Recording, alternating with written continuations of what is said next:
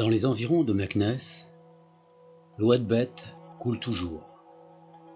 Nous sommes au mois de septembre, et malgré une chaleur de 40 degrés, il reste encore de l'eau au fond de cette vallée. Creusée dans des massifs calcaires, la rivière alimente une grande partie de la région et permet aux troupeaux de pouvoir se restaurer. C'est sur les bords de ce cours d'eau que se développe la plus grande partie des végétaux que je vais trouver et que se réunissent aussi les animaux qui viennent y boire. C'est dans ce cadre intéressant que je décide de faire mon premier trek de 3 jours après les confinements.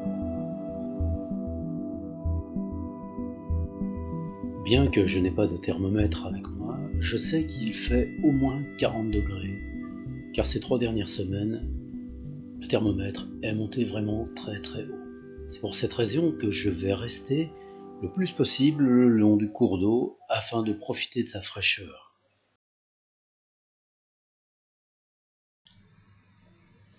Je ne sais pas quelle est la distance de ce trek au total, mais vu que c'est une reprise, pour moi ce sera parfait. Ce trek semble suffisamment intéressant pour que je puisse le proposer à des personnes novices.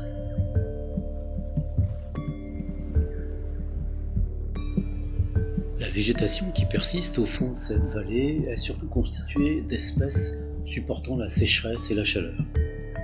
On y trouve bien sûr parmi les arbres les oléastres que je vous ai présentés, mais ici on voit 2 espèces très particulières. D'abord, cet arbuste aux branches retombantes et à fleurs jaunes qu'on appelle le tabac arborescent, mais aussi un peu plus loin, cet arbuste dont les fleurs en épi de couleur bleutée s'appelle le gâtillier. Voici ces fleurs d'un petit peu plus près. Et là, le tabac arborescent formant de beaux bouquets de fleurs en forme de tube.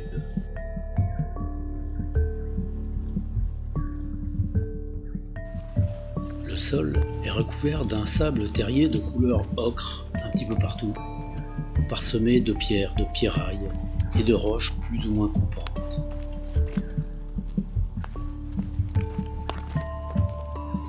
Les arbres les plus proches de la rivière en contrebas sont souvent des tamaris et des lauriers-fleurs. Quant à ceux qui sont plus hauts et bas, ce sont les oléastres, arbres magnifiques. Ici un très beau tamaris.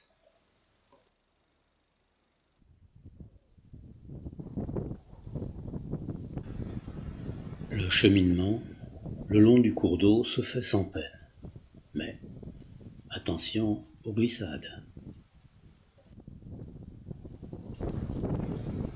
Un vent léger me rafraîchit constamment pendant que je déambule à l'ombre des arbres.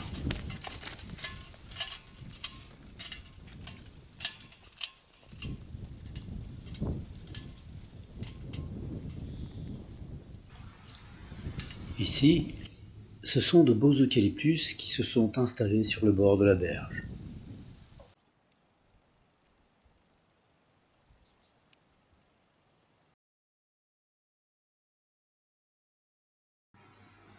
Un peu plus loin, un père et son fils installent un filet pour pouvoir ramener du poisson. Voyant que je les gêne un peu, je les laisse continuer leur travail.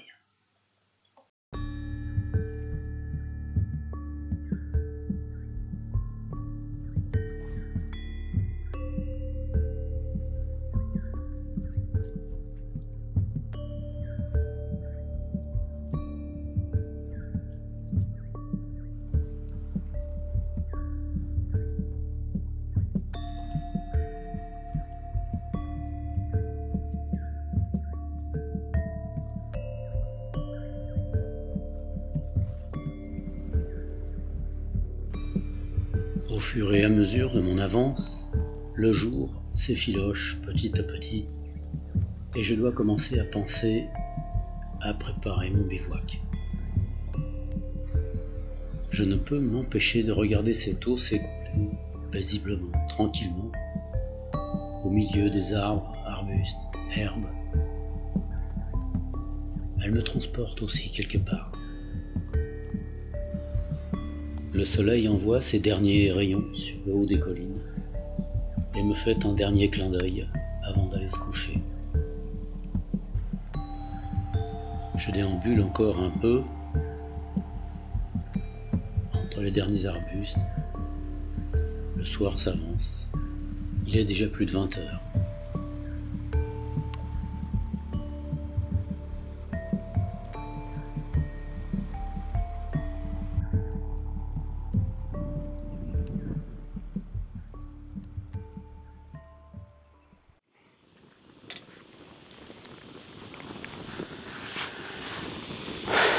Voilà, j'ai mis de la menthe là pour faire le petit déjeuner du matin que j'ai récupéré hier.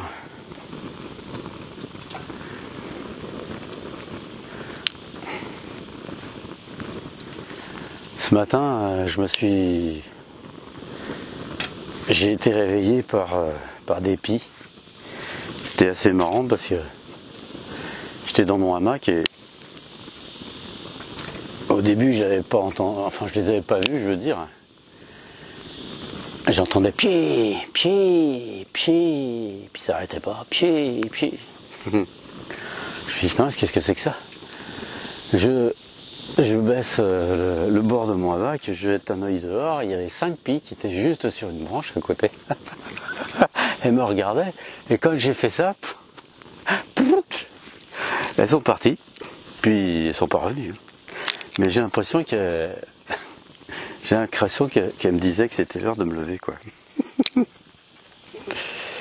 Il était 8h30, quand même. Voilà.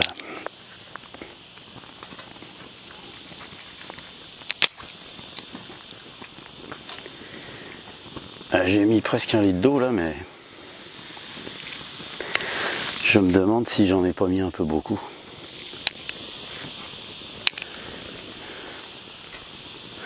De toute façon, je vais pas tout boire, mais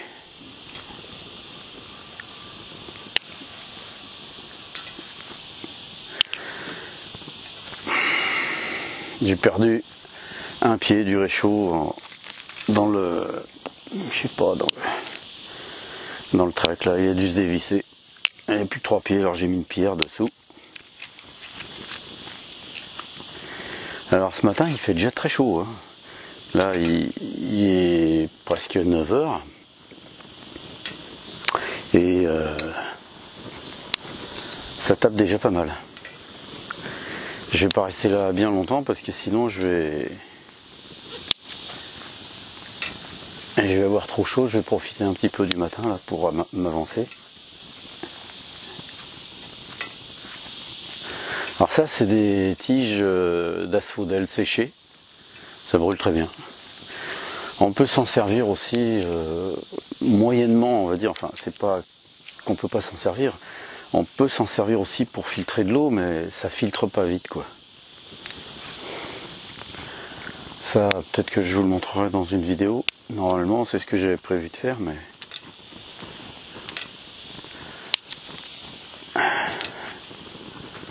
voilà. Alors, faut toujours faire attention, évidemment, quand on fait un feu quelque part. J'ai nettoyé autour. Là, j'ai pas voulu faire de feu au sol parce que, à cause de ça. Donc, je préfère le faire dans mon petit réchaud. Ça évite que le vent emporte.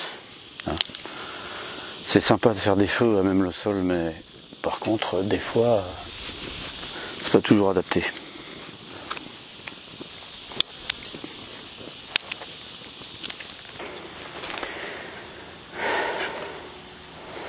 Bon, là c'est bon là.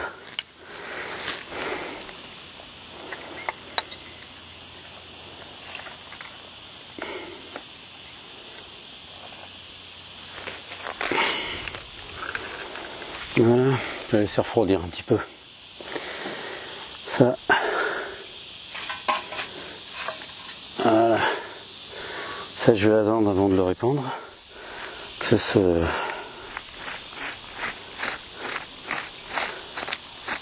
Voilà. Je fais un petit trou dans la terre et puis je le mets dedans après.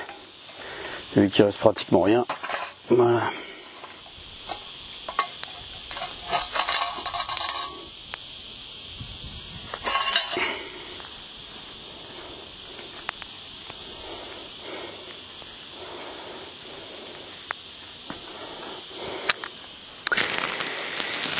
Bon, eh ben, on va prendre le petit déjeuner maintenant.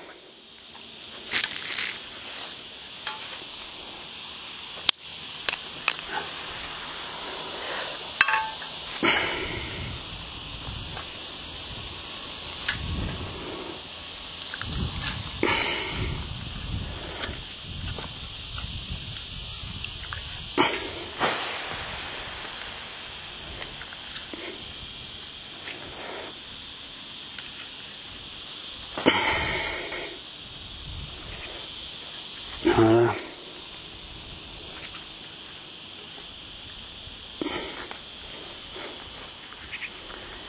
Ah. Et les pics qui reviennent. C'est curieux ça.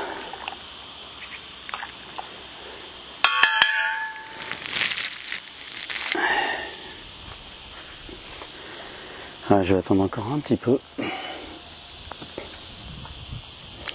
Puis je vais boire cette tisane de menthe, ça va me faire du bien pour démarrer la journée.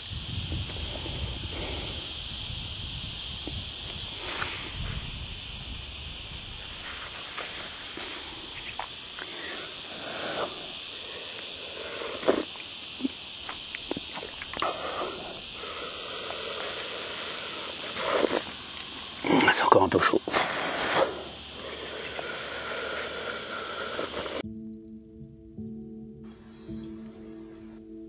Ce matin, le soleil est bien ancré dans ce ciel bleu.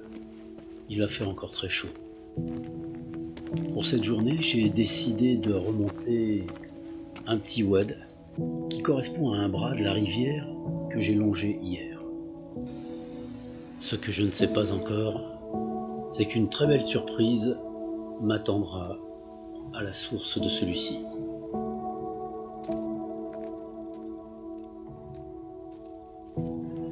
Le sol très caillouteux m'oblige à être prudent.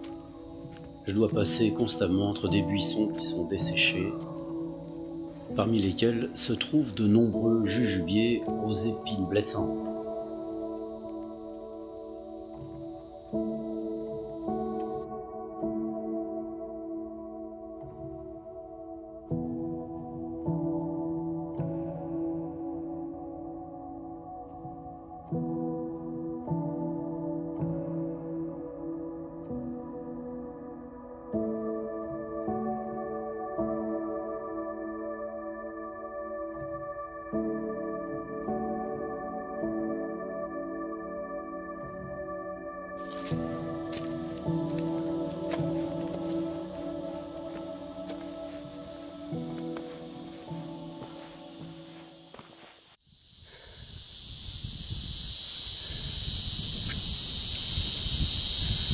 Je m'arrête un peu là parce que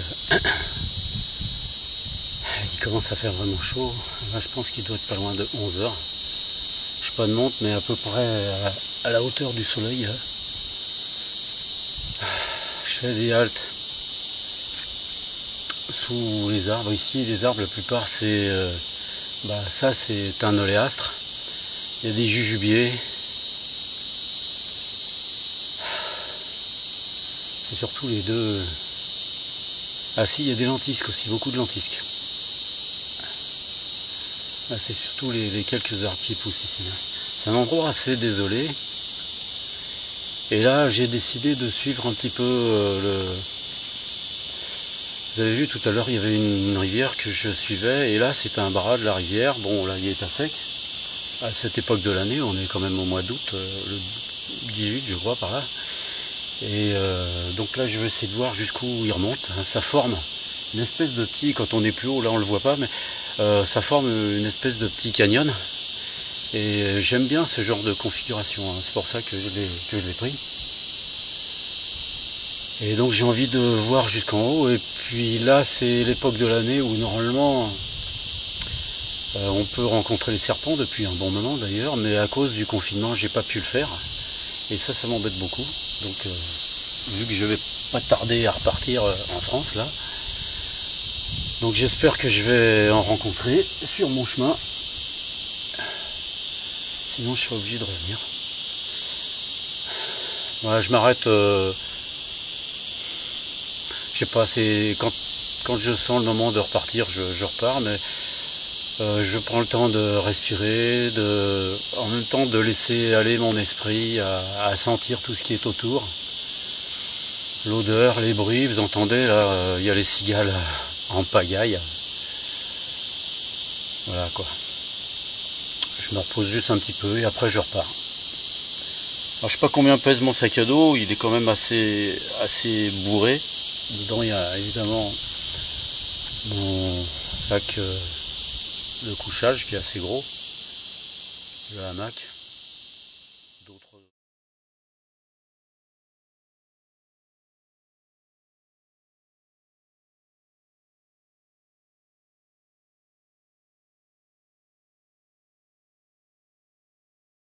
Dès que les arbres qui servent d'abri aux cigales disparaissent, disparaît aussi la musique lancinante qu'elles produisent. Je continue ma progression dans ce canyon désolé. Je décide de sortir du lit de la rivière asséchée pour grimper le long des escarpements rocheux qui l'abordent. Ceux-ci sont très pentus et nécessitent de remonter assez haut pour éviter de glisser et tomber. Cela me permet aussi d'avoir une vue plus étendue sur le chemin à parcourir et d'envisager mes voies de passage.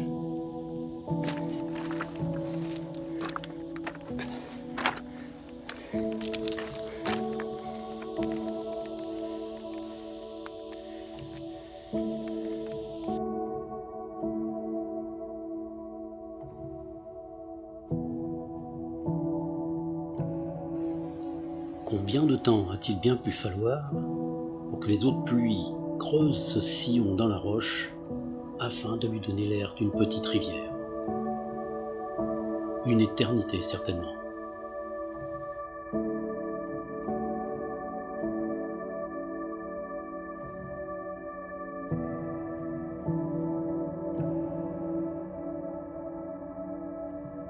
Après avoir regardé ce que je dois préparer, je redescends dans le lit de la rivière et je fais aussi le point de ce que j'ai déjà parcouru.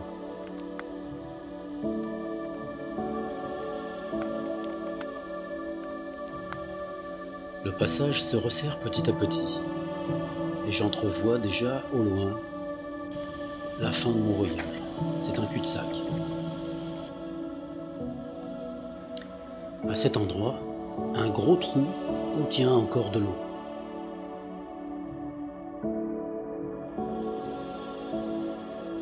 Je m'aperçois alors qu'en prenant de la hauteur, les eaux de cette rivière, qui ne sont autres que les eaux de pluie, ont creusé 3 trous profonds dans les sols, dans lesquels ils déversent leurs eaux. C'est ainsi que celle-ci y est conservée, même pendant les périodes de sécheresse.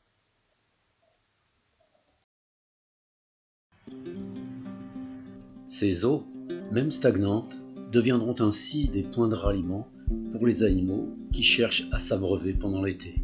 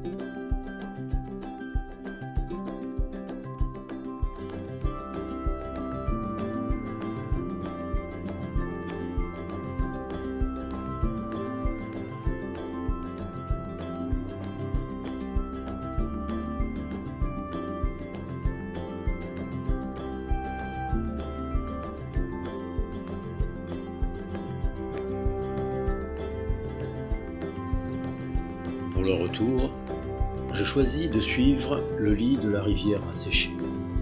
Ce n'est pas toujours le chemin le plus facile, mais par contre, c'est le chemin le plus sûr pour retourner à son point de départ.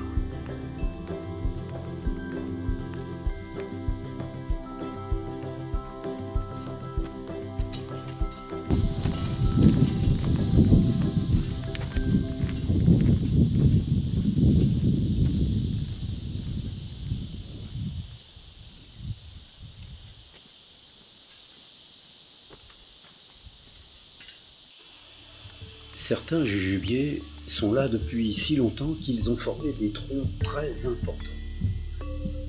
Leurs jujubes, pendant mon trajet, représentent une très petite source de nourriture, mais qui n'est pas désagréable.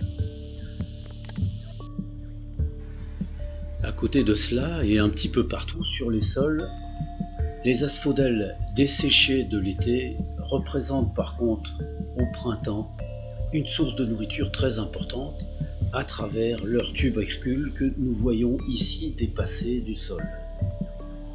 Ce sont eux que l'on mange, qui sont vraiment excellents. Les oléastres, comme vous l'avez vu, poussent un petit peu partout. Ils donnent, à cette époque de l'année, de toutes petites olives qui vont mûrir et que de très rares personnes, en fin d'année, ramassent pour faire de l'huile d'oléastre. Je dois maintenant quitter cette vallée écrasée par la chaleur pour gagner l'endroit qui sera pour moi un bivouac ce soir.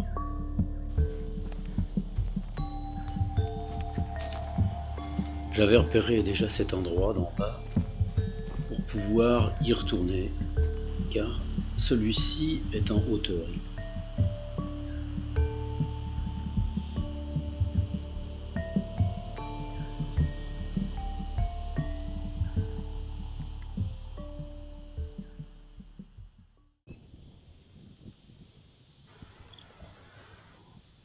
Pour ce troisième jour, je décide de remonter la rivière que j'avais longée il y a 2 jours jusqu'au plus haut qu'il m'est possible de le faire, jusqu'au point où il y a des habitations.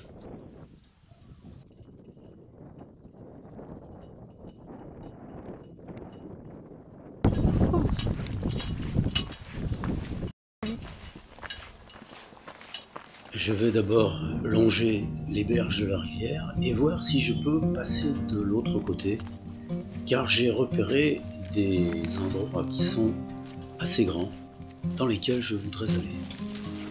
Pour l'instant, je me fais un passage à côté des tabacs arborescents que je vous ai présentés, une plante originale qui est très insecticide.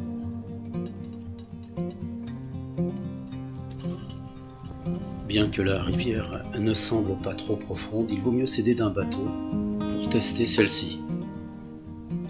Les surprises sont fréquentes.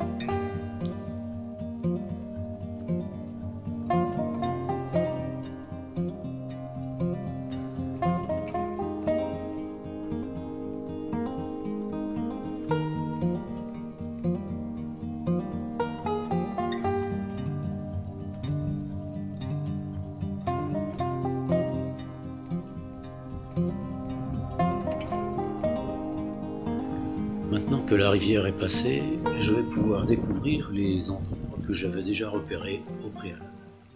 Ici, un gâtillier, encore une fois, qui fait bien 4 mètres, 4 mètres 5, dont les épis n'ont pas encore fleuri.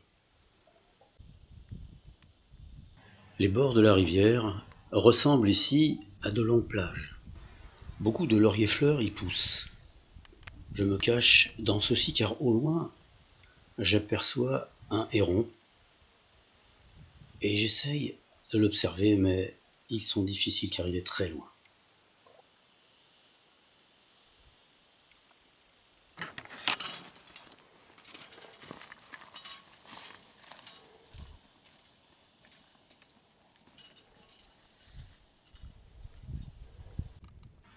Toujours ces grandes berges, assez plates, qui défilent sous mes pieds.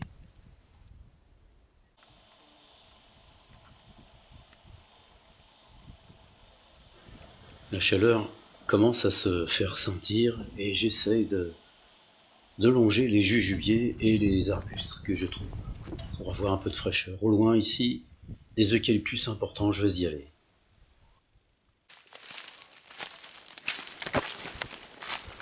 Il s'agit en fait d'une rosière dans laquelle ici les eucalyptus ont poussé, formant un endroit ombragé très important.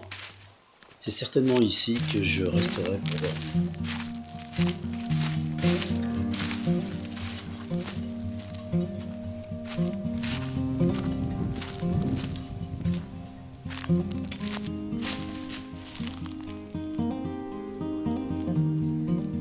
Il ne me reste plus maintenant, puisque j'ai décidé de rester là, qu'à visiter un peu les lieux, afin de les apprécier.